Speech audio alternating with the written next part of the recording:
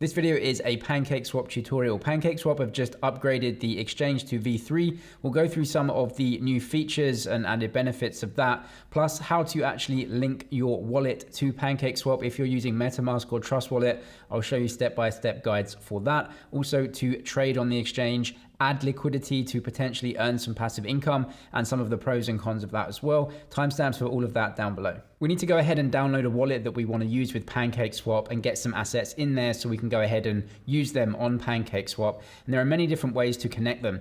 I'll show you MetaMask here, metamask.io. I'll leave a link to them in the description and a video that goes through setting up this wallet step by step. It's very simple. Download this as a browser extension and just set up the wallet. It's that simple, and then we can actually connect that to PancakeSwap. Another way, if you want to use your phone, of course, is to use the MetaMask app on your phone, or if you want to use Trust Wallet, download the Trust Wallet application. You'll get your wallet set up. Again, a video describing that down in the description if you want to see that. But you have your wallet right here, and then you have wallet addresses where you can receive coins to. Then you can link it up with PancakeSwap. How to actually link up a wallet to PancakeSwap? There's a few different ways. Now, you can do this on your phone directly, on a browser directly, or using PancakeSwap on your browser connected with your phone wallet. So the way that we do that is just press Connect Wallet. And if you've got a MetaMask browser extension, just click MetaMask here. The browser extension will see that you want to connect, and it just connects up to your wallet straight away. Now, what I can do here is disconnect and then press connect again. And I'm going to choose Trust Wallet right here. Now, Trust Wallet is a browser extension now. They actually have a browser extension now, so you can download that as well if you want. It's not as good as the smartphone version though, so that's up to you. But what we can press here is Trust Wallet. Now, if you have the browser extension for Trust Wallet, it's going to automatically detect that you have your Trust Wallet there, and it's going to link it up. If you don't, then it's going to give you this QR code. So what we can do is simply just go back to our phone and connect up to the PancakeSwap site very easily. So what we can do is go to settings in the bottom right and then go to wallet connect, as you can see here, this option. So you just press wallet connect and you say new connection. So what I'm going to do is press new connection right here, and it's going to take me through to this scanner. And I just want to scan the QR code as we see it on the browser. I just scanned the QR code, and you can see on my Trust Wallet right here, it says, do you want to connect your main wallet, that's the Trust Wallet, with PancakeSwap? They can view your wallet and balance, and they can request approval for transactions. That's exactly what you want them to do if you want to go ahead and trade and swap and do whatever on PancakeSwap. So I can say press connect like this, and that is now connected. Now, if I go back to my PancakeSwap on the browser, what you can see here is up in the top right, my Trust Wallet wallet is actually connected to PancakeSwap on my browser right now.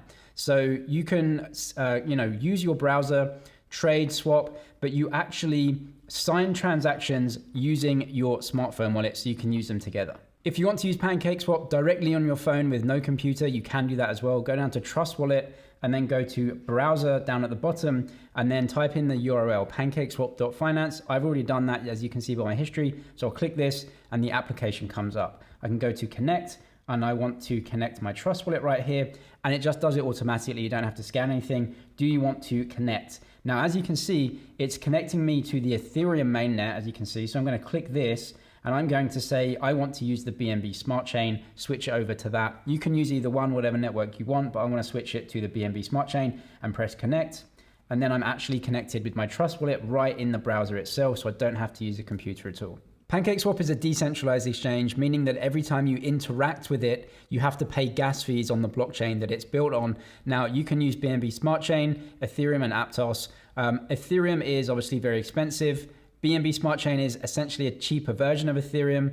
You can use the same wallets anyway. It's a different blockchain. And then Aptos is its own thing. We're going to concentrate on Ethereum and BNB Smart Chain here. But I'm just going to go and get some BNB coin into my MetaMask for BNB Smart Chain. Every time I interact with PancakeSwap, I need to pay a small fee in BNB because that's the gas token of the BNB Smart Chain. So what I'm going to go and do is go over to my Binance and withdraw some BNB from there into my wallet. Now, you can do this on Trust Wallet or MetaMask. It's all the same. All you need to do is go and get your wallet address. So on MetaMask, you just press copy right here. And on Trust Wallet, if you want to get some BNB into your Trust Wallet, go to your Trust Wallet. You need to choose Smart Chain. That is BNB Smart Chain. That's what you want to pay for gas fees. So press Smart Chain up here and then press receive. and then that is your wallet address. So get your wallet address, whether it's on Trust Wallet, MetaMask, or anything else.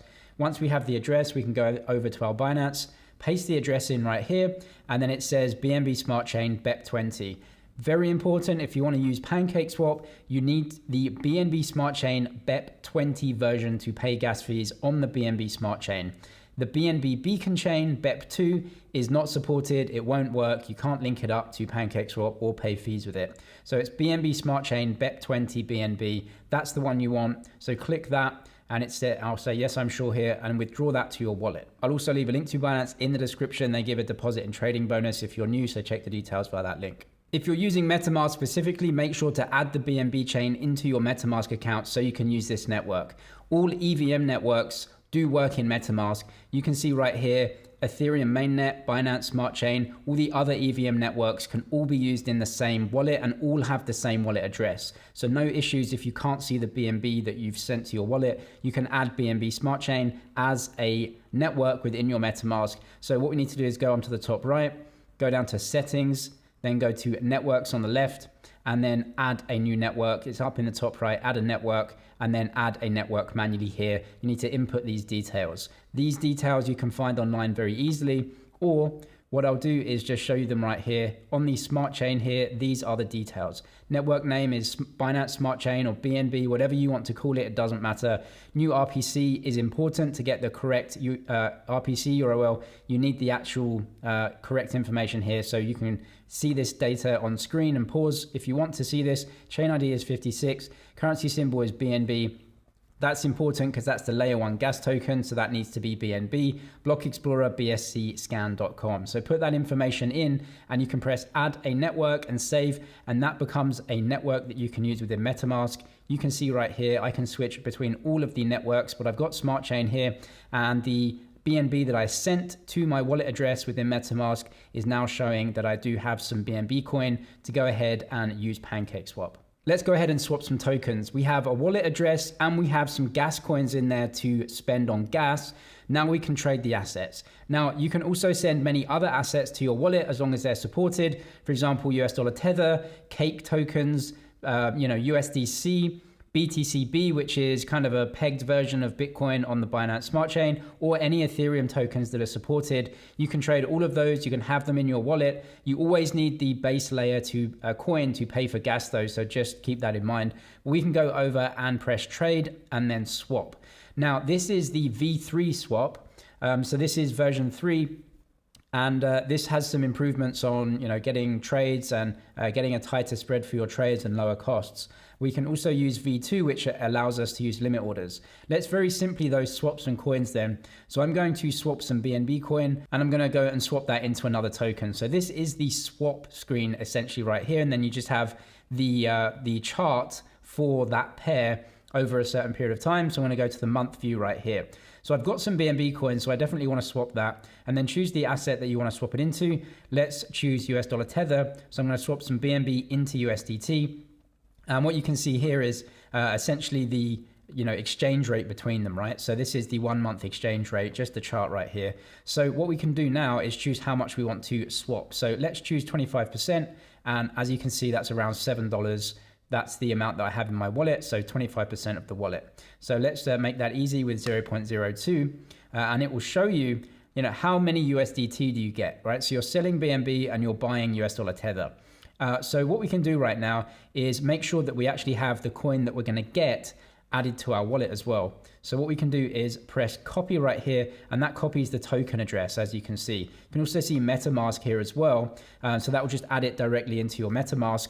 Now, I'll show you Trust Wallet as well in a second, but we're going to copy that, go back to our MetaMask right here, and then we're going to scroll down and we're going to click import tokens and then paste that address that we've just copied. Now, you can see my token has already been added. If you don't have it, it will show you that this token symbol is US dollar Tether. You can press add custom token, approve and everything, and then it goes through and it will add that token into your MetaMask. So now you can see I've got 0 balance, but that token is now added to your MetaMask so you can see it within your MetaMask.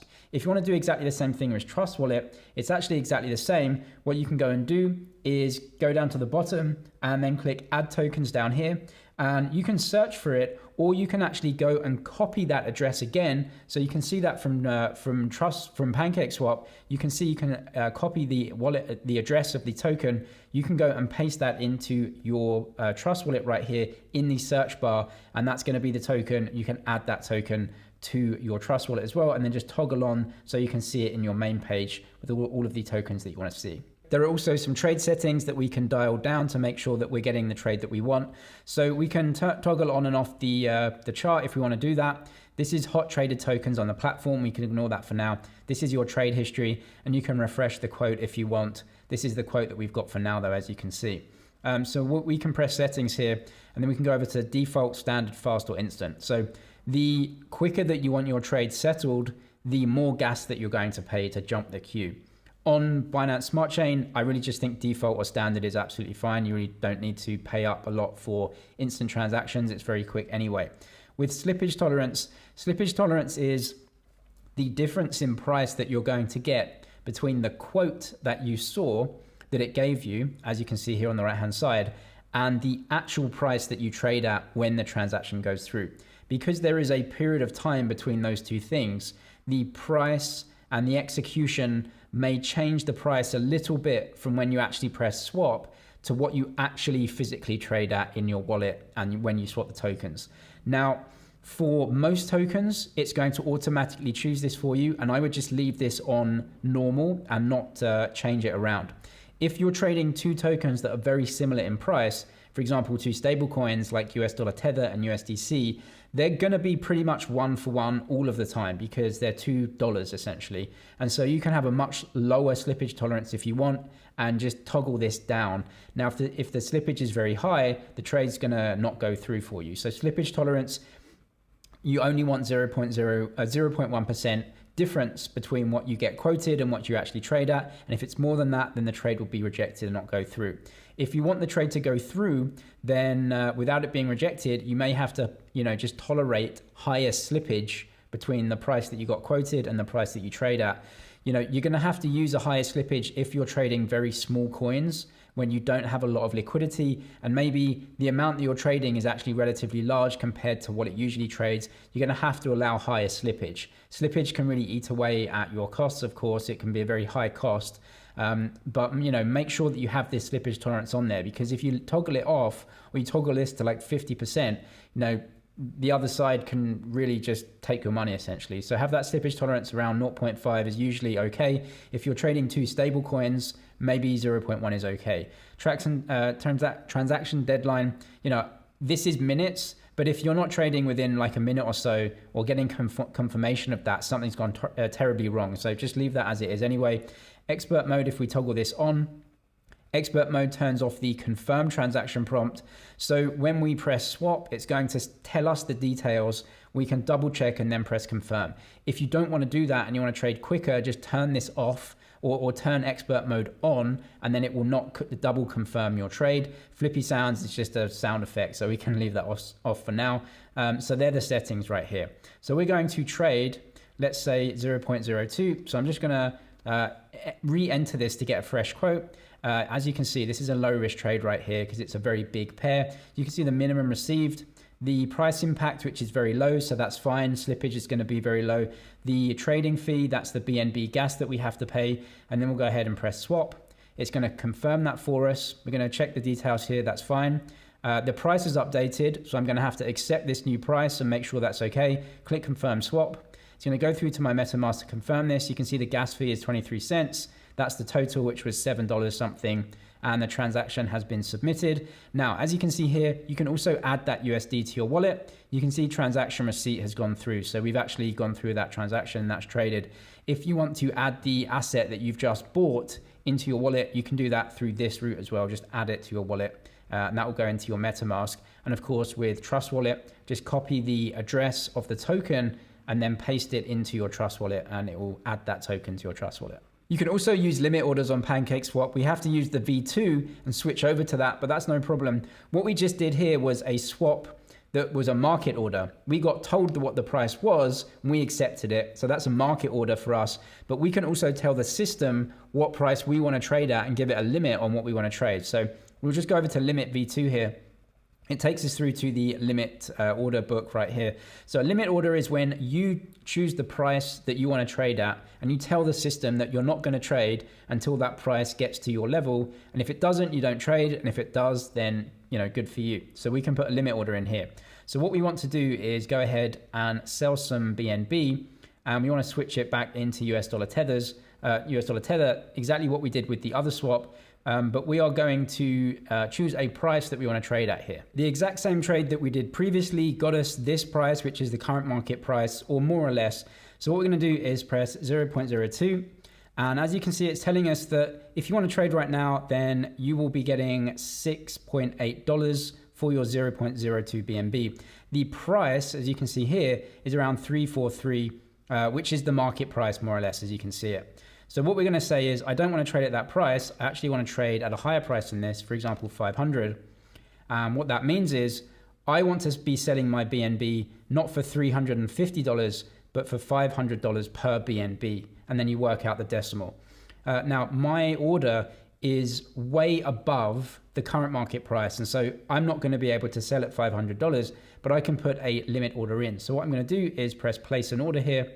And then you can see I want to trade at 500 and the current market price is 343.9. Just, you know, look at these gas fees are paid.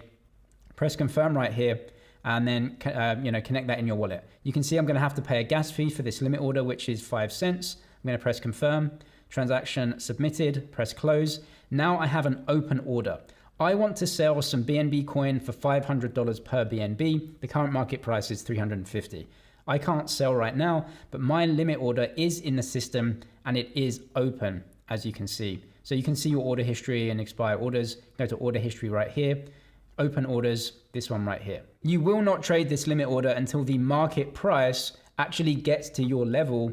And so we're going to have to wait for the price of BNB to go up to $500, you know, per BNB for us to trade this amount. So we can either leave that there as an open order or we can cancel it. So I'm going to press these 3 dots here and it says, do you want to view this on BSC scan? So you can view that order, it's in the system, or you can just press cancel order. So press cancel order here.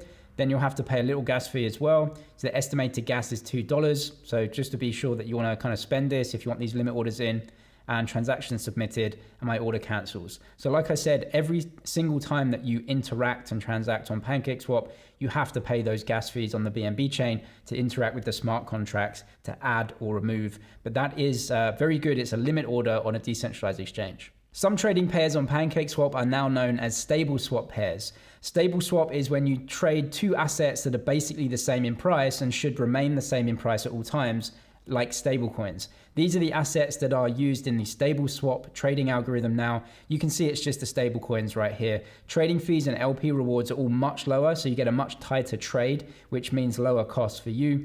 This is basically the curve finance trading algorithm that they've implemented on PancakeSwap. So what we can do is go back to swap a asset. Now we just swapped some BNB coin into US dollar tether and I've got $6.90 here. So I'm going to swap half of that into USD coin, one stable coin for another. And as you can see, 3.4 into 3.4 basically. So it's exactly the same. Now, if you've never traded an asset in your wallet before into another one, then you'll have to enable it. So I traded BNB before and so it's been enabled. But as you can see here, enable USDT. So I'm going to click that. Then I'm going to go through and I'm going to set a spending cap and I'm going to press max. Now that is the current balance that I have. So that's the max I can set it for right now because that's the current balance. I'm going to press next. Now what you're doing here is giving PancakeSwap Finance the ability to use and spend your coin, in this case US dollar tether. You can put a cap on how much it trades per trade. So you can set that as you want. It can be unlimited or it can be a set amount and you can use that as you want. So set the cap that it can spend. For me, I'm just going to press max, which is the max that I have. I'm going to press next. I have to pay a gas fee for that. So I'm going to press approve. And I approve the coin. When that transaction goes through, as you can see, it's enabling. When it goes through, which it has done right now, transaction receipt, we'll just wait a second here. Then it will say, okay, now I can swap because I enabled it. So I'm going to press swap. And I'm going to swap 3.4 into 3.4. Slippage tolerance, I do not need 0.5, so I'm going to edit the slippage tolerance down to 0.1. That's fine. I'm going to press swap here, and that's okay for me. 3.4 into 3.4, confirm swap. waiting for confirmation, 21 cents transaction fee, and that should go through. Now, if the slippage tolerance is too low, it will actually fail, although it should go through considering it's a small swap. Transaction receipt right here, press close. And now you can see I have a balance of 3.4 US dollar tether and 3.4 USDC. We can also add liquidity into PancakeSwap to earn some of the trading fees that traders pay when they swap our tokens. So I'll show you how to do this. We can go over to trade and then liquidity. Now what you're doing here is adding 2 tokens into a pool, and then other traders use those tokens as liquidity to swap. Whatever you add in, you do have the ability to take out at all times. But there are many things to know with adding liquidity and using all of these liquidity pools. That's way too much for this video. I have a specific video in the description that I'll link that goes through liquidity pools, how they work under the hood, and some of the pros and cons. There are many cons to this, especially if you're using assets that are very different in price and that are very volatile. You can suffer something called impermanent loss, which can completely wipe out any trading fees that you earn. Most of the time, actually, considering crypto is so volatile, it's just not beneficial to provide liquidity on these platforms. You're going to lose way more in impermanent loss than you would in the trading fees. However, on some occasions, it can work out, and depending on your risk tolerance and how much you want to earn from these and how much the pool is actually paying, you can do the calculations and actually work out that it may be beneficial over that time. So I'll leave that to you and to the video below. But what we're going to do is go to liquidity, and we're going to add this right here. So I'm going to go to V3 stable swap. You can see I've got nothing added right here. So I'm going to go add liquidity. And this is exactly like Uniswap because it's essentially the Uniswap algorithm that they've put into PancakeSwap. Exactly like Uniswap, where you can now choose liquidity that you provide right down to specific details. So I'm going to go over to a stable swap pair of USDT and USDC, and I've got balances on those. Now down here you can see more. Do you want to provide V3 in the stable swap LP? Stablecoins work best with stable swap LPs. Adding V3 or V2 may result in less fee earning or inability to perform yield farming. That's because traders are only going to use stable swaps for this pair because it gives them the best trade. So they're not going to use V3. It's just ridiculous. They wouldn't use it. They're going to use stable swaps. So we're going to go on stable swap. However, just to show you with the V3, what we can do here is this shows me where all of the liquidity is from a trading pair. So you have the left side and the right side, which is of course each of the coins. Let's go over to BNB and Cake, for example. So what we can see here is that there is a price between them, and most of the liquidity, if we zoom out, is concentrated around this price right here.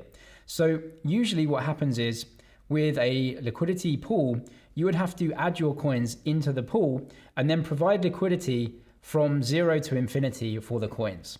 Well, obviously the coins don't trade from 0 to infinity all of the time. They usually trade in between a set price level between, whatever the ratio is between the coins. They'll usually trade maybe 10, 20, 30% in between that. Now what you can do now is concentrate your liquidity into that price range, which means you have more of your liquidity being traded and earning fees. What you can see on this protocol is it tells you that for most of the time, this is where the bulk of liquidity is traded, for this liquidity pair right here. So you can change this around and say, I only want to provide liquidity around these prices, and it's going to change those prices for you. You have more of your coins at that specific price. Now that means you earn higher yield because your coins are being traded more often, you're getting more fees. However, of course, if the price changes and moves outside of these ranges, none of your coins are there, and so you won't get any fees or any yield from when the coins are trading at that price. So, of course, you can do this. You can then take the coins out. You can then redo it if the price has changed and everything. But this tries to concentrate liquidity into a price range where they're going to be traded the most. So what we can do here is press full range, and that goes full range. You would enter the amounts that you want to trade of each and press OK. Now what you can do is see how much of the other token that you would need to add them into the pool in the correct ratio. So 0.03 BNB would be 3.2 Cake, more or less. Then you have the same amount in the pool, and then you can add them into the pool. Now something else you can do is work out what your APR would be. So if you come to this option here, this shows you exactly what you'd be earning. So this is still in the early stages, so there may be lack of historical data, as you can see, but the deposited amount would be this much. That would be the BNB and the cake, and you can have it staked for a period of time. So let's say you have it staked for 7 days. Now, of course, you can put in and take out, but this is a calculation of what your potential reward would be. Let's do 30 days here, compounding every 7 days. And this would be let's put it to this. So we actually have a much tighter spread here and see what we would get. It shows us the prices that we're trading at. We're going to calculate impermanent loss as well, which I think is really important. It actually gives you this calculator, which is really great. As we can see here, the current price of both of these assets, we can see the projected results is a small amount, 0.31%. So the projected results after what we've done, which is 1 month, not a lot, but 0.31% annualized, would be something like 3 or 4%. If you think that's a good trade, you can go ahead and do that. But ROI at current rates, 0.31% for that month. If we do it over a year period, it will recalculate to around 3.72%. So you can work out if the ROI, which is the amount that you're getting minus impermanent loss, do these calculations. You can think, is that good for me? And then you can go ahead and apply these settings and then add that liquidity. Now, there's no guarantee that you're going to get that, because if the price moves out of this trading range, then obviously you're back to square one, but at least it's giving you a slight heads up on what the potential ROI may be from adding that liquidity. But obviously 2 assets that are risk assets like this have a much higher probability of getting that impermanent loss eating away at the return that you're going to get from trading fees. Let's go ahead and add some liquidity into the protocol then. I'll show you with these 2 coins right here, USDT and C, as an example. Now, StableSwap doesn't seem to be working for right now. This is like a brand new liquidity pair. By the time you're watching this, I'm sure this will be available for you to add if you did want. We're just going to go and add assets into a liquidity pool that's working right now. So what we have to do is just check the stable swaps. I'm just going to make sure that the liquidity is much tighter, because these are 2 assets that are never going to move or shouldn't move too much. We're going to enable USDT, so we have to go and pay a gas fee there. You have to enable all of these transactions at all times. So I'm going to, accept the max right here, pay the gas fee, and then I'm going to enable USDC as well.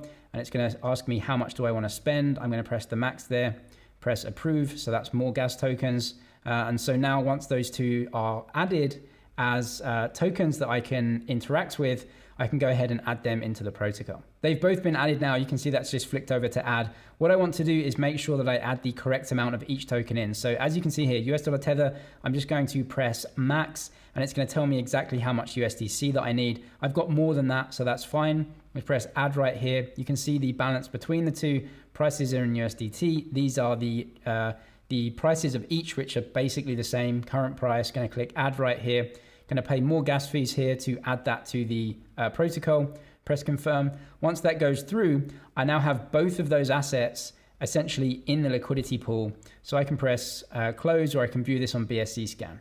I'm actually going to view this on BSC scan right here, so that we know that we've got those assets in our wallet. These are all of the details of my transaction and trade. The tokens transferred down here, you can see that I got Binance Peg US dollar tether and Binance Peg USDC. So I traded those, but what I also get now is a LP token. An LP token is basically a receipt. So the LP token tells me that the protocol knows what I just did. I added 2 tokens into the protocol, into a liquidity pool, and the protocol gives me a receipt so that in the future I can take my tokens back out again. The transaction action here, mint of PancakeSwap V3. So I'm going to click on this. And it's actually an NFT, which is pretty cool. So it's not an LP token, which would be a fungible token like there used to be. This one is an NFT. So what you should be able to see here is that you have that as a token within your wallet. PancakeSwap V3 positions NFT.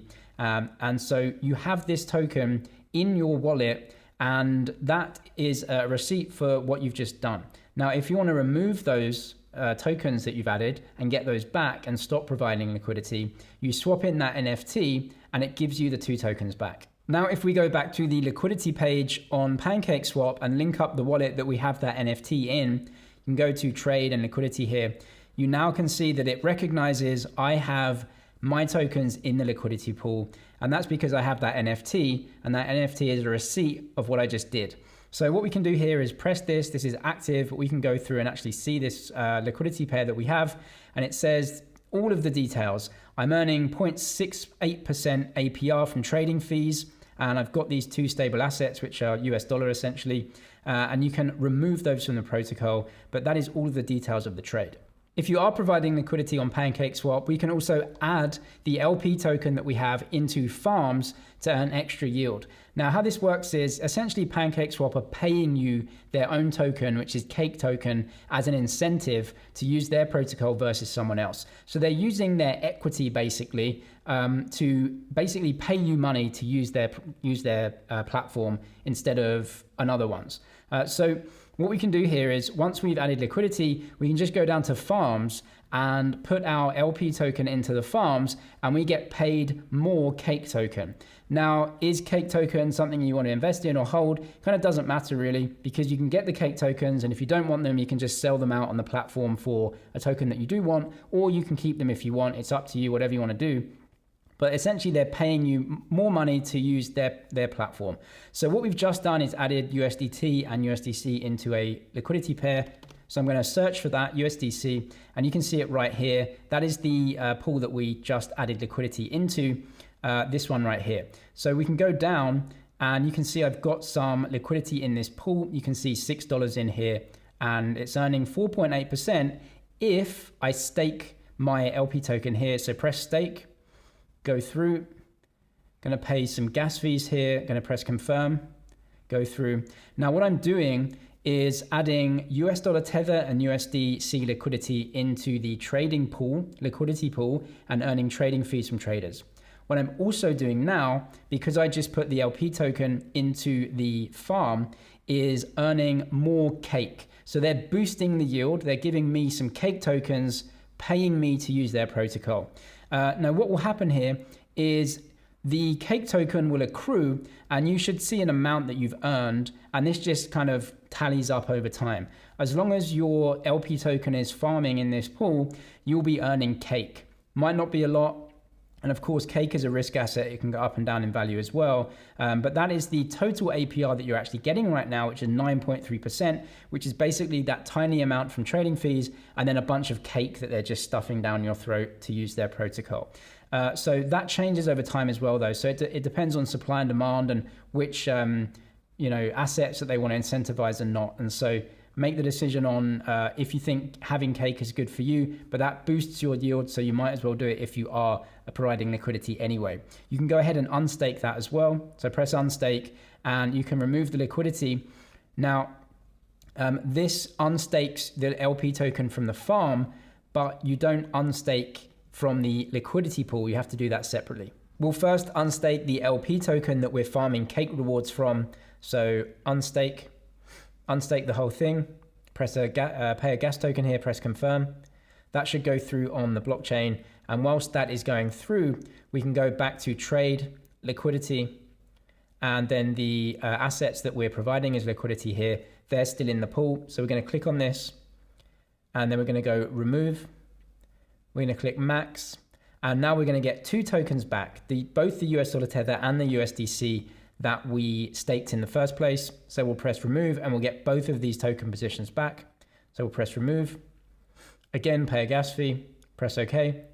Now that transaction has submitted. Now once that all goes through, what we should eventually have is both our US dollar tether and our USDC back. So if we go to our MetaMask, what I now have in here is $3.50 US dollar tether, which was half of the amount. And I'm going to paste in the USDC symbol and press add token, press import. And you can now see that I have that $3.40 from there. So that works out because that's half and half. So that's these two. And during the very small amount of time that I actually invested the LP token into the farm, I earned a tiny bit of Cake, which is now going to remain in my wallet forever. But that was the incentive essentially for us to farm the LP tokens where we were using both Tether and USDC in a liquidity pool. If you do have the Cake token also, you can invest it in what they call syrup pools, which is essentially a way to invest one token and get some yield back. So as you can see here, this syrup pools, you can invest either the Cake token itself or another token, and you get an incentive. Now, these projects give incentives for many reasons. Maybe they want to increase liquidity, or they want people to stake the token and not sell it, or whatever. The reasons behind it are many, but at the top you can see stake Cake. So if you're invested in Cake, and that token specifically, rather than just holding it in your wallet and earning no yield from it, you can go down to details and you can lock it up for a period of time and get an extra yield. Now, if you want to do flexible, that is invest it and be able to take it out whenever you want, it's paying 1.92% in APY, pretty irrelevant anyway. But if you want to lock it up for a long period, so we'll go locked, you can see here that the longer that you lock it up for, the higher the yield you'll get. So if you lock it up for a week, you get around 2.72%. If you lock it up for 25 weeks, you get around 20% yield, as you can see here. But you have to lock it up for that period of time, so you can't withdraw it and you can't sell it during that time. The reason is Cake are just trying to incentivize more people to stake it rather than selling out, essentially. So they're giving an extra yield there. Now, we have to also admit that Cake has high inflation. So a lot of this yield is getting paid out by token inflation for right now. So the yield isn't really that. The net yield is much lower because you have to take this APR and then minus the inflation off. And so the actual APR is much lower than this. But in any case, it is still, if you're not doing it, you're missing out on that if you do have Cake.